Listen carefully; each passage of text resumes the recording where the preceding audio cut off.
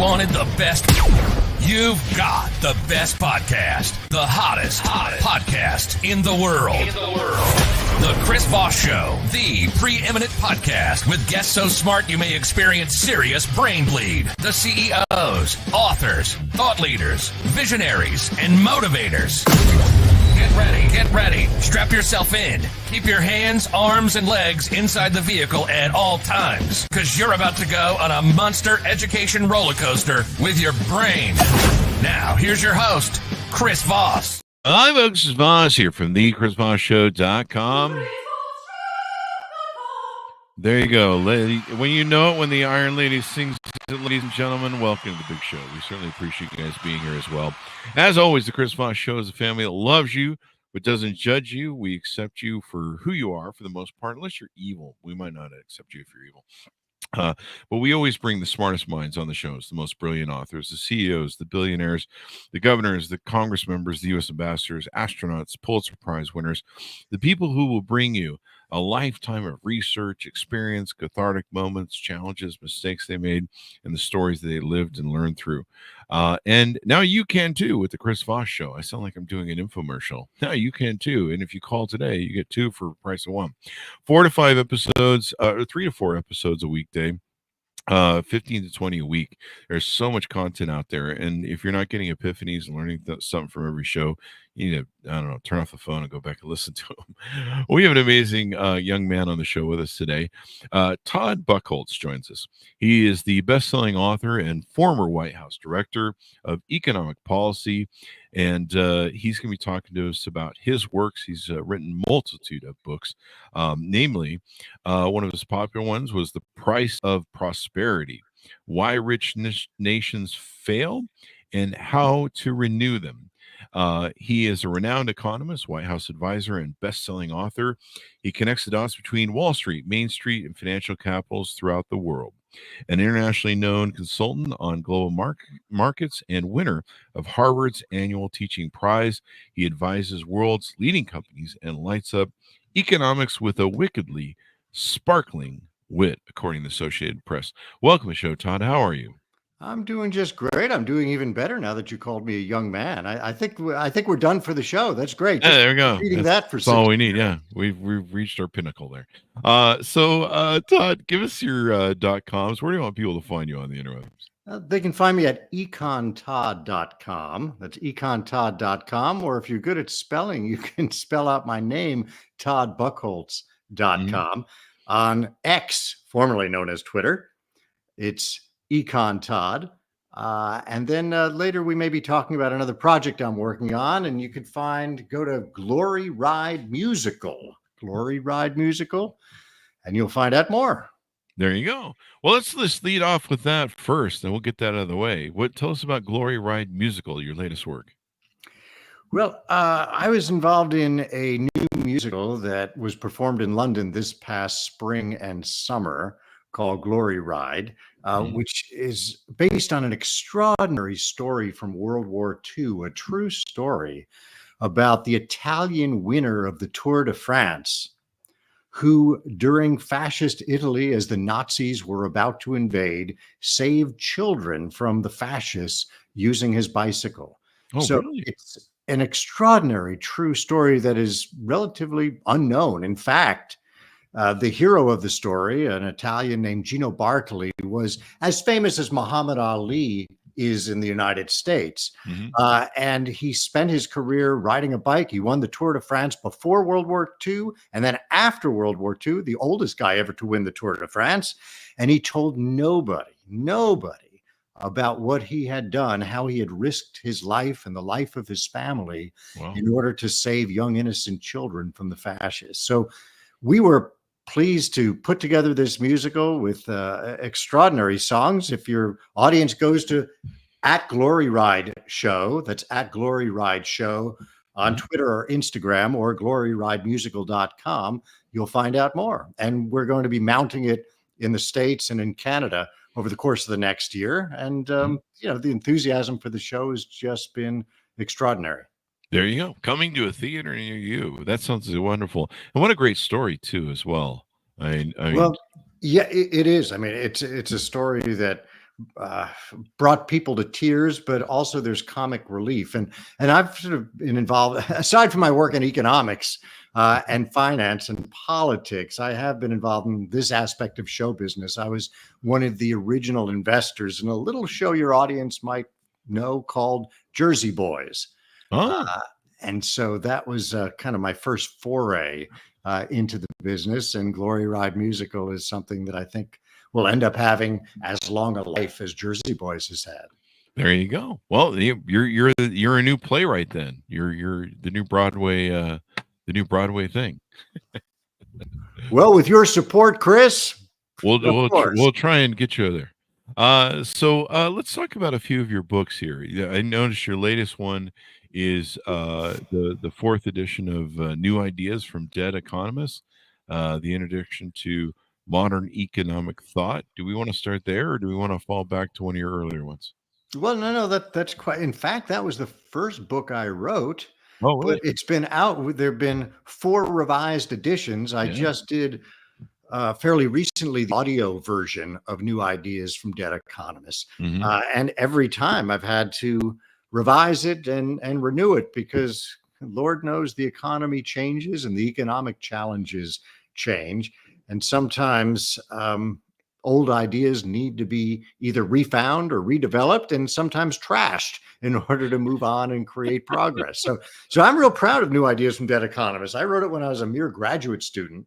Oh, really? Now it's so, Chris, it's so bizarre to me because I'll have professors at major universities come up to me and say, "Oh, I was inspired to study economics by New Ideas from Dead Economists." I look at them and I say, "Aren't I younger than you are? How is it you were inspired by me?" I'm anyway.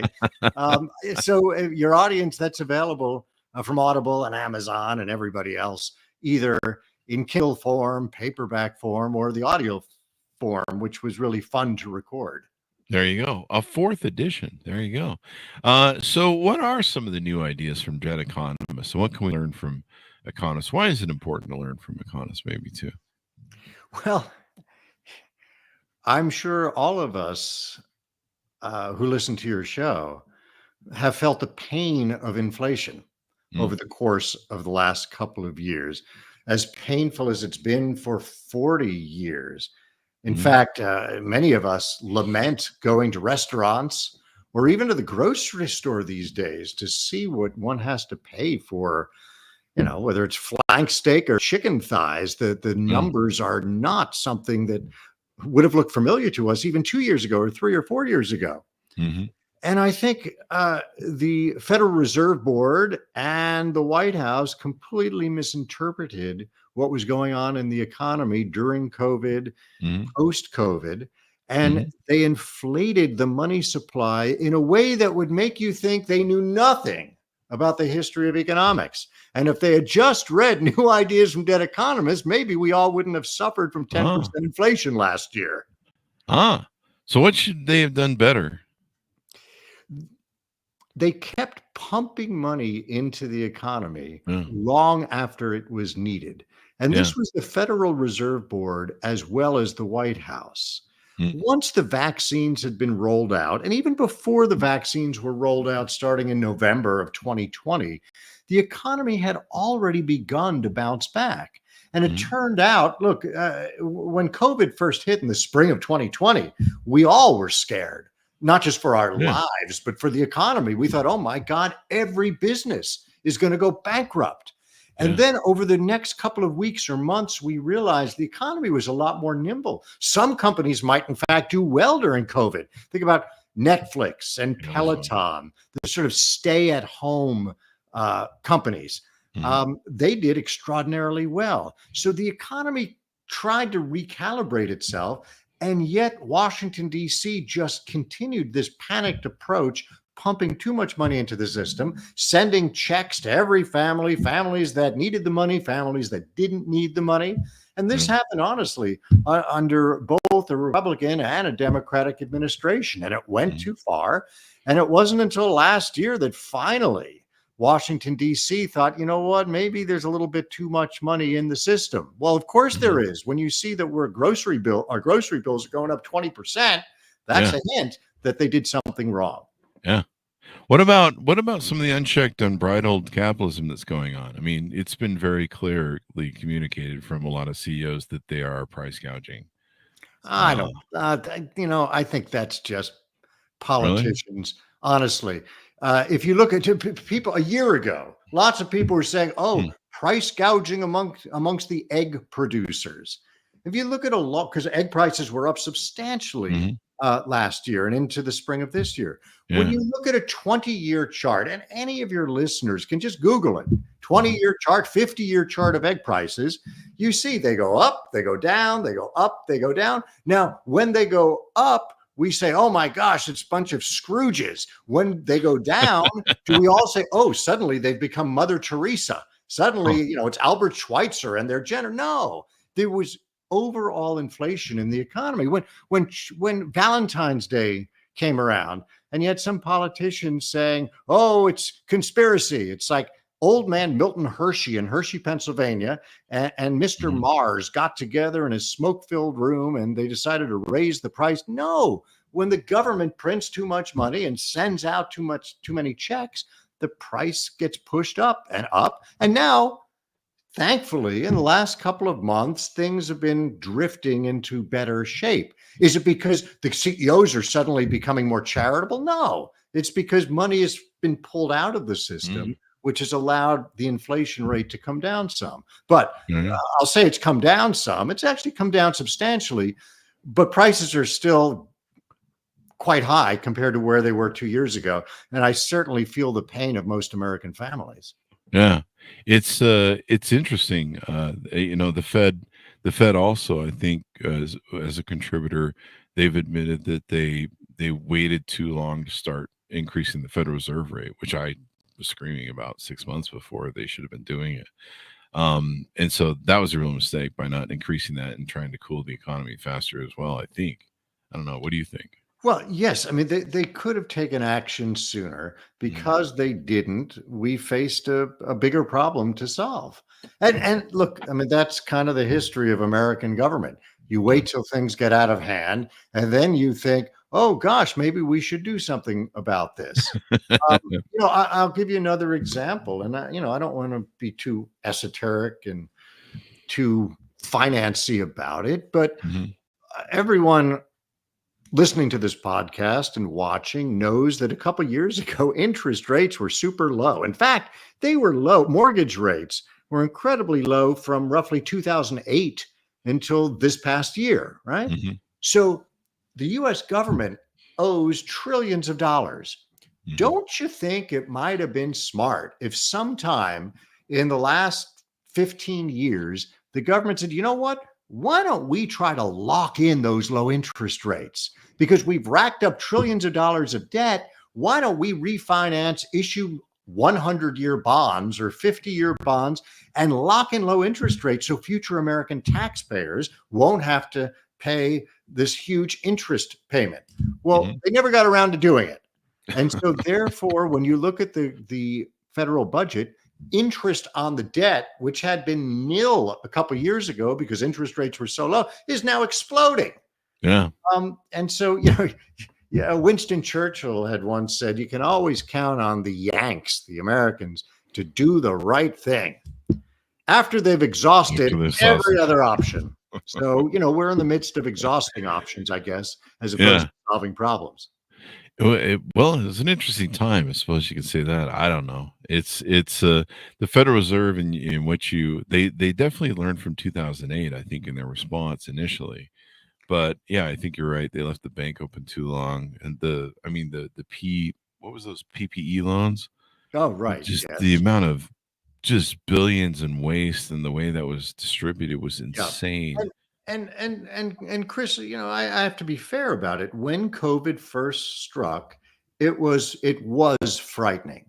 Yeah. And I certainly supported the Fed in taking aggressive action to make sure the economy didn't utterly collapse in the spring of 2020. There was great uncertainty and great fear, and it was entirely appropriate for them to get the printing press going. It's Mhm. just it went on too long when it was very clear to Wall Street and very clear to some other smart people that it wasn't needed. And they just kept going. They fell asleep at the wheel, and the American people therefore pay the price every time we walk into the grocery store. There you go. Yeah. It's I some people say, are we gonna ever get back to normal? And I'm like, and I'm pretty sure this is the new normal. You know, I mean, even now, like we have supply chains that are still mucked up and stuff. Yeah, it's as someone who travels a fair bit, anyone who travels a fair bit certainly laments or curses the price of a bottle of water in the airport, right? Yeah.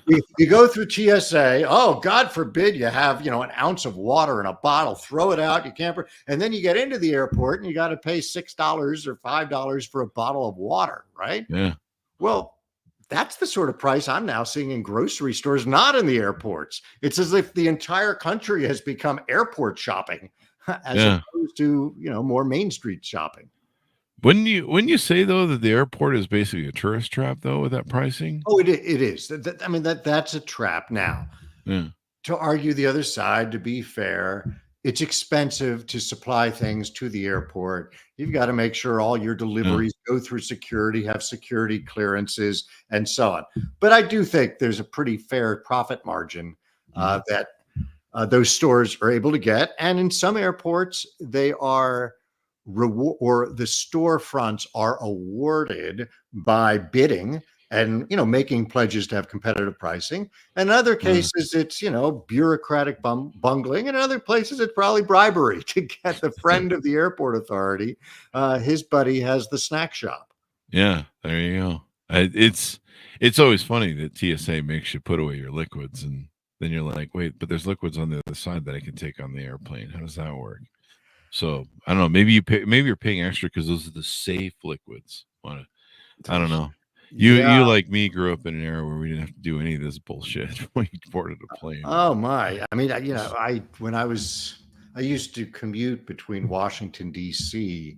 and New York City. I'd stay over in the city a couple nights a week, but I'd be back and forth on the shuttle, and sometimes it was the Eastern shuttle.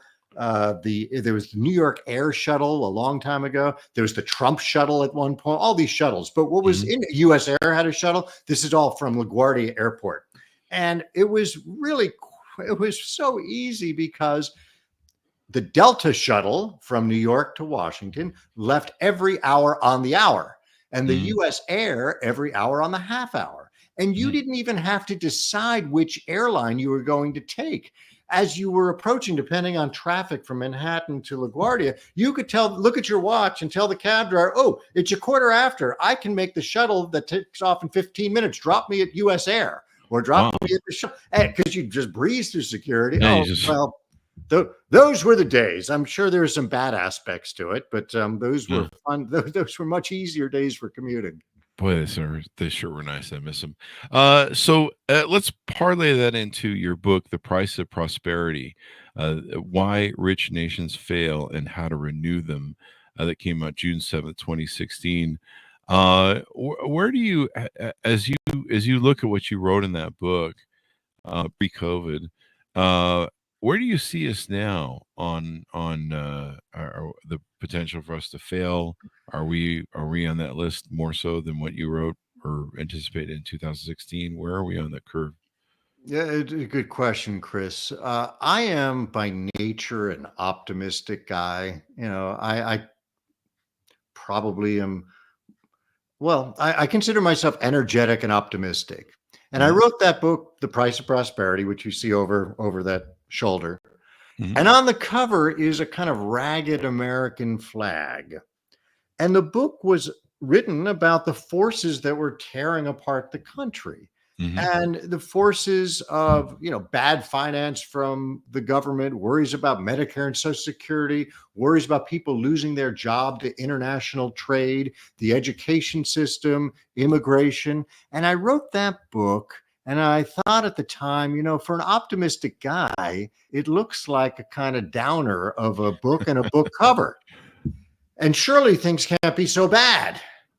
Surely. And now to see the country today substantially more divided than it was even in 2016. And we see, I mean, that book was written before there was open shoplifting, before there were riots in American cities, before there were supporters of barbarous Hamas, seemingly taking over American colleges. So it's, America is in a time of struggle. I used to comfort myself by saying, well, nothing is as bad as it would have been in the 60s or 70s in the Vietnam War era, where President Lyndon Johnson in 1968 basically couldn't leave the White House. And he was hounded and he said, I'm not going to run again. And I thought, well, nothing we were going through was that bad. And now I really do wonder, with the upcoming election and the divisions in this country, what it will take to stitch back together again this great country. So do you have any thoughts on ways that we can at this point that you want to tease out? Or we need to regain a respect for American history. First of all, American history is not really taught very well, if at all, anymore in schools these days. Yeah. And I feel that there's an obligation among Americans who are born here, as well as immigrants. I think that if someone wants to immigrate to this country, they should have to study American history.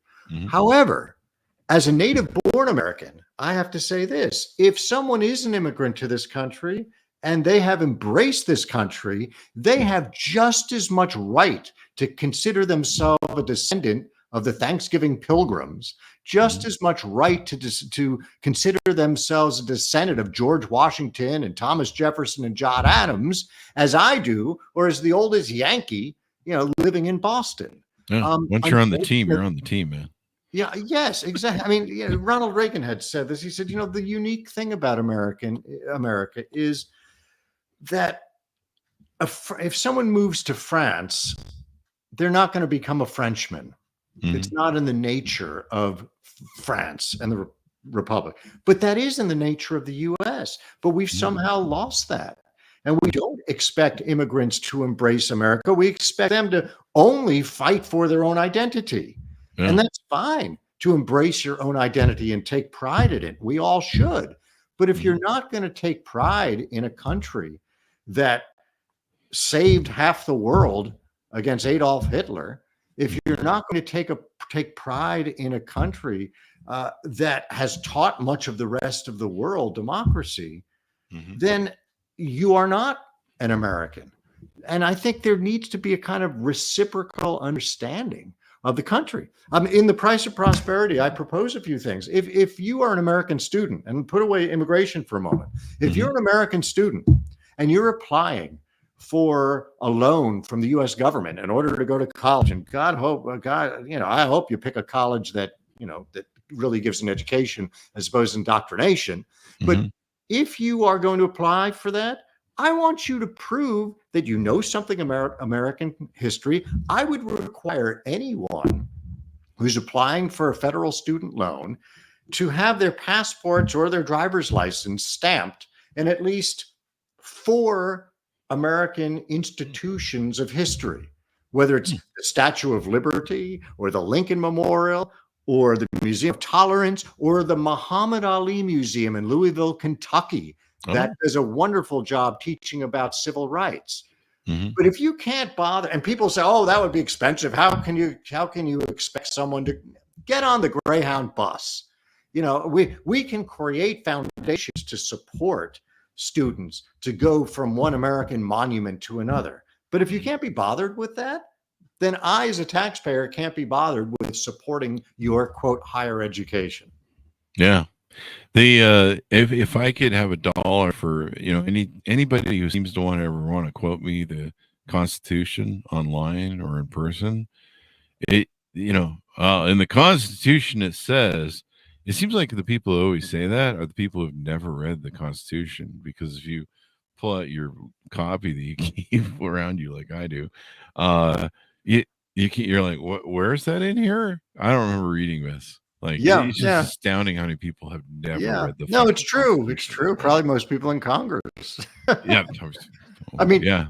you might have a constitutional right to be a jerk, but we might need to look a little bit more specifically at the provisions of the Yeah. Constitution that allow Uh, for that. yeah. I think that's always funny too when people are screaming. I have, the right to speak my mind, when they're getting pulled over by a police officer and they're trying to claim themselves as Yeah, certain citizens. and then the funny thing is somehow the more they've had to drink, the stronger their constitutional right. Well, I have a constitutional right. Really? You can't even walk a straight line.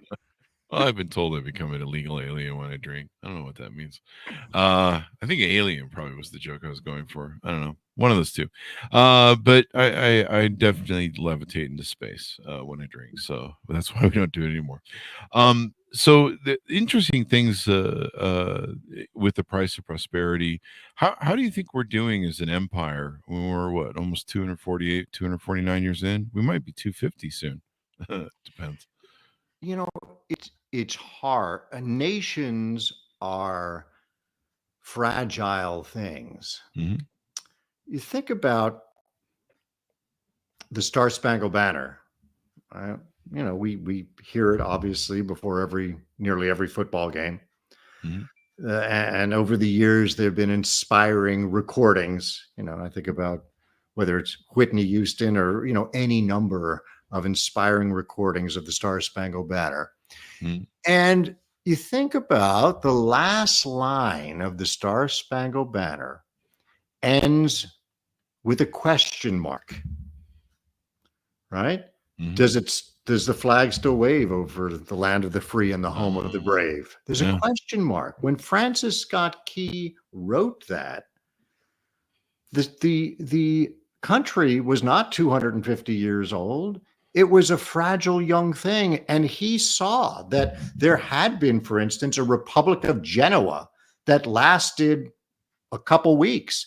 There had been other republics that had been established not long before the U.S. that had perished within a year or two. So it was not a rhetorical question. It was a serious question. Mm-hmm. And there have been empires throughout history, of course, the Roman Empire, but more recently, the Habsburg Empire was a powerful empire that ruled Middle Europe and parts of Southern Europe, and it's gone. I've never met a Habsburg. Neither have I. They ended with World War I. Say the Ottoman Empire. The Ottoman Empire controlled the Middle East, North Africa. Never met an Ottoman. I've had my feet on an Ottoman in a hotel lobby, but I've never met it. They're gone. Now, why did they die? And the price of prosperity, I point out, it wasn't because, their economy got weaker. It's not because they had bad weather or an asteroid struck and wiped out Ottomans and dinosaurs. No, it was because there was nothing to stitch that empire together. The Ottoman Empire and the Habsburg Empire were made up of different cultures and different nations. And yes, they would go to war together and serve largely in one army, but the Croats and the Slavs and the Russians and Germans would not have any loyalty to one another. And so my fear is that the United States of America is increasingly slipping away from itself, and the center is not holding. Now, you can ask, do we have to unify? I mean, isn't it possible to have a country that's just very pluralistic, everybody go about their business, and not have war with each other? I guess it's possible. When I go to Los Angeles International Airport or JFK Airport or O'Hare Airport in Chicago, I see lots of strangers going this way and that way, catching their flight, going to this terminal and this jetway and gateway and so on. And generally, I don't see fist fights. I don't see war taking place at O'Hare Airport. But it's a bunch of strangers pursuing their own sort of thing. But I don't see a country. And so ask yourself, is it possible for the United States of America to stay together if we have nothing more in common culturally than whoever happens to be passing through JFK or O'Hare at a particular moment? And I don't think, based on history, based on the Ottomans, based on the Romans, based on the Habsburgs, it's possible for us to maintain the United States of America unless there's something that we share in common other than geography. And the country is so big, latitude and longitude, we hardly share geography. Yeah. That's one of the things that I utilize lately in discussions with politics with people. I go, okay, if we're going to talk about politics, we're laying a foundation first. Number one, we're Americans first. We need to agree on that. Number two, you can talk about whatever party you want or whatever ideas you want, but the underlying foundation of our discussions is that we are one people as Americans. So I don't want to hear language like, well, the other and that, and that sort of thing. We need, the language needs to be we as Americans. Well, and it's interesting. It's Go ahead. interesting when I set that up in those conversations, that the conversation changes. So maybe we need to have more of those types of discussions where we identify that we are Americans first, and fuck the parties, in my opinion. Well, I think that's right. And look, when I was a kid, and the price of prosperity kind of begins with this. I remember my father having friends over for barbecues during the summer, and you'd hear things like, "Oh, if Richard Nixon gets reelected, I'm moving to Canada," or if Jimmy Carter gets elected, or if Ronald Reagan gets elected, I'm moving to Canada. Well, they were all just bluffing. No one ever moved to Canada. Now I hear that kind of conversation, and I hear about people getting passports for Portugal and New Zealand, and I wonder whether they're actually speaking the truth. I think one of the, now, not to be partisan about this, but one of the markers of our division was actually after the 2000 election. And as controversial as it was, and regardless of whether you think who should have won and so on, it was the first time in my life I saw bumper stickers on cars that said, "Not my president."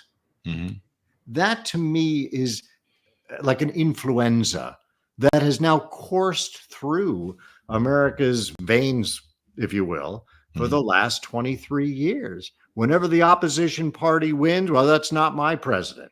Well, it is your president, whether you like him or her or not. You're an American, damn it. It's your president. Yeah. So we'll see. We'll see what happens. And maybe what you've talked about is maybe that's what we really need to do, is get back down to the culture identity of that we're all Americans. I mean, I've heard that we have the greatest melting pot on earth. Like you mentioned, like France and stuff. If immigrants go to France, I know that, and I think this is based on studies, on some data I saw once. But basically, we're one of the best in this country at helping immigrants really integrate to us and who we are. Because everyone kind of dreams of being us. We are the dream. People come here wanting to be American, seeing American culture and society, and I don't know. Sadly, they want to eat McDonald's, but they should probably stay away from that part of us. I mean, look, don't get me wrong. I have been in numerous taxis, for instance, just over the last year, and have heard heartwarming stories of coming to America and embracing America. And look, the immigrant taxi drivers are more likely to say America is the greatest country on the face of the earth than just about anybody else. Yeah. And so, over the course of 130 years, we've done largely a terrific job, and immigrants have, in embracing the country. But now people are told that, no, it's better to pursue your individual identity or your group identity. We hear this phrase, "Oh, our diversity is our strength." No, our diversity is not our strength. Diversity is wonderful and it's great, and it brings all sorts of ideas to the country, and changes and develops the culture. But our strength, when we really have to pull together, is not our diversity. It's what pulls us together. It's a respect for human rights. It's a respect for the Bill of Rights. It's a recognition of the value of human life. And the willingness to fight for it, that's our strength, not the fact, well, I'm from Afghanistan, I'm a Buddhist. No, that doesn't give us the strength. It's the belief in central principles about human life and human dignity. That's what gives us the strength. There you go. Or I'm a Christian. Any sort of those identities that are non-American, people need to come together and go, we're American. And like you say, all these different variations that they want to take and do is push on people and make everyone believe. That's one of the problems we have right now with the rising right wing, our radical left wing crazies. I mean, I'm a moderate Democrat. I'm not happy with either side's extremes right now, and they're very dangerous to the American. I think the extremes are the things really pulling us apart, and of course, they get the most distance and noise on media. But when you talk to people, when I go around, hang out with people, even if might be in opposing parties, I don't sense any less of a friendship. It seems like it's almost overplayed in the media and polling and everything else. So I don't know.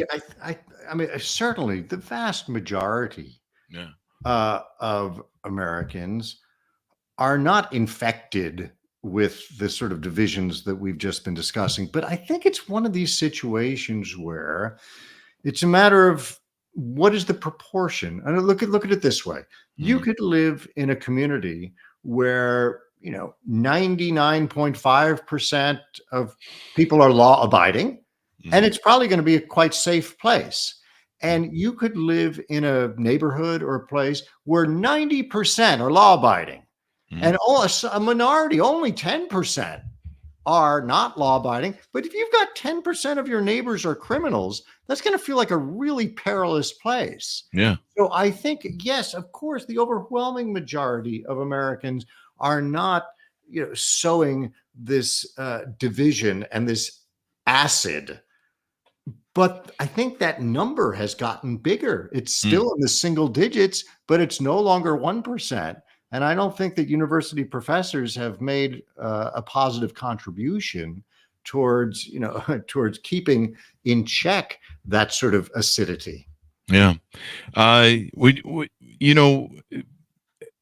was the thought I had? The pulling away from it seems like social media seems to be one big thing that's destroying us. If anything is probably going to destroy us, it's going to be social media, I think, because the most insane, the most radical people seem to get the most amplification, and those people, it's either our way or the highway. It used to be before Newt Gingrich came to Congress, with Tip O'Neill and stuff. There was more bipartisan working together, and it wasn't so much the my way or the highway sort of thing, and you do it or else. And since then, we've seen, not only the toxicity that you brought, but you've seen the just the log jams in Congress where they can't do anything because God forbid they should give one win to the other party. I think, look, you mentioned social media, which is a perfect time to remind people I'm on Twitter at Econ Todd. And Glory Ride, the musical, is Glory Ride Show on Instagram. So beyond Econ Todd and Glory Ride Show,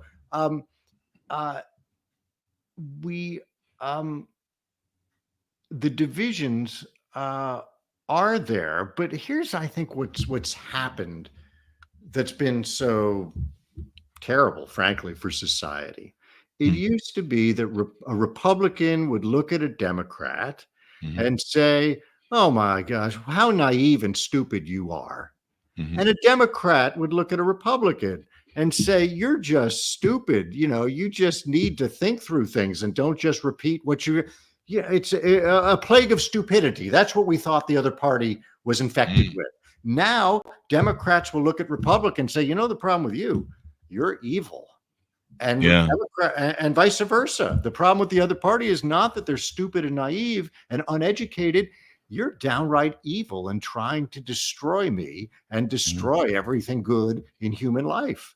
Yeah, you bring up a good point. I think that's what a lot of people. Changed. Yeah. and we don't see each other as, like I said, Americans on the same team anymore. We're just, we're a team, whatever. And it's kind of sad too. It seems like more and more we've turned in. I don't know. Maybe it was always this way because I didn't live forever.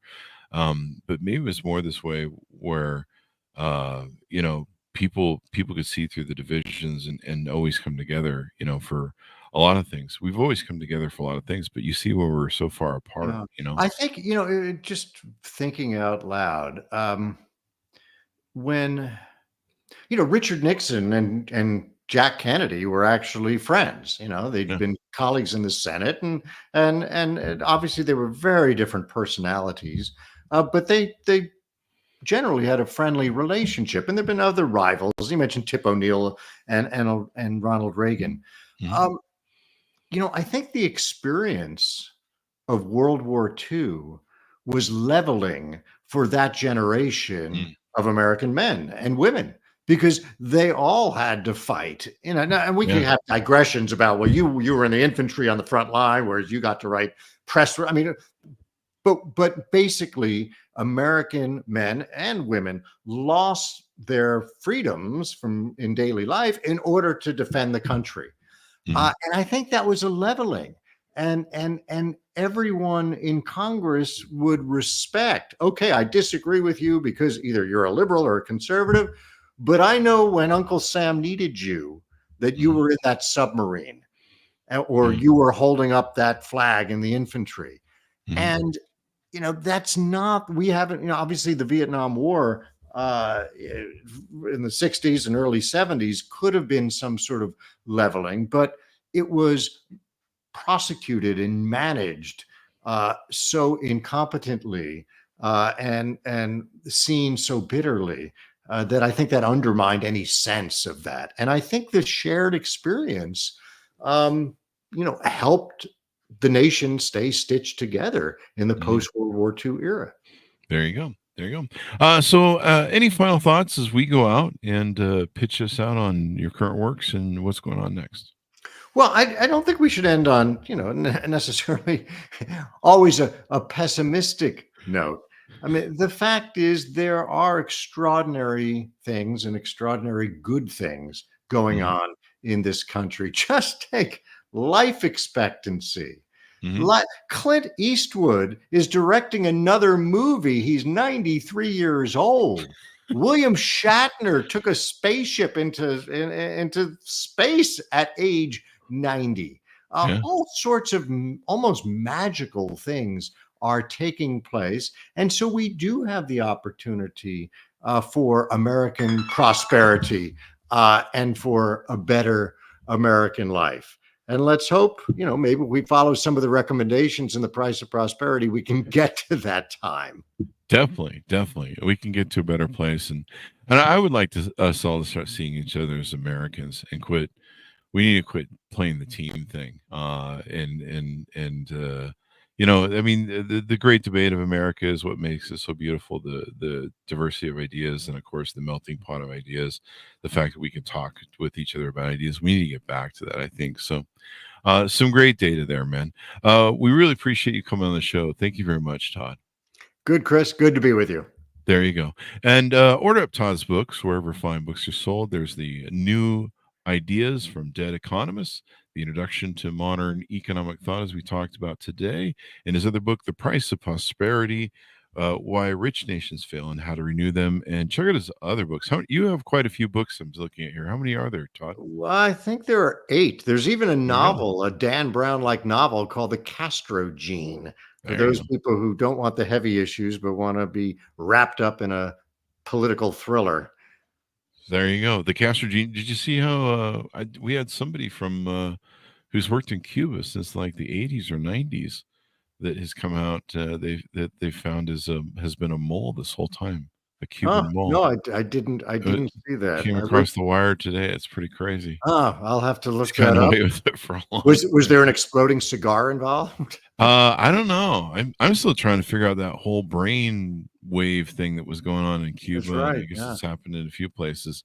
So that or someone's taken some mushrooms, and I don't know what's going on there. Anyway, thank you very much, Todd, for coming on the show. We really appreciate you coming on as well. Good to be with you. Bye Thank you. now. Thanks so much for tuning in. Go to goodreads.com/Chris Voss, LinkedIn.com/Chris Voss. Be good to each other. Stay safe. We'll see you guys next time.